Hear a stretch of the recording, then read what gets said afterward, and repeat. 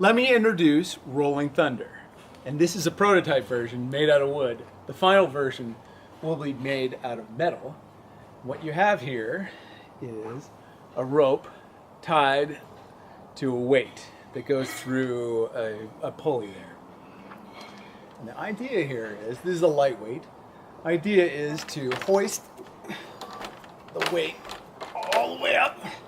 And this will be the moderate version,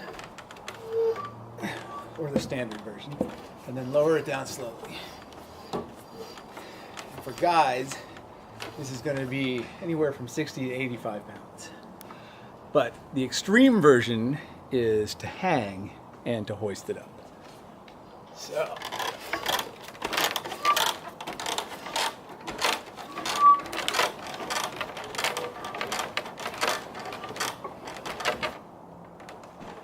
and then lower it down.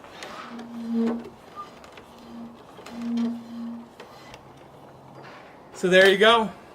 Rolling Thunder at an Intrepid Race near you.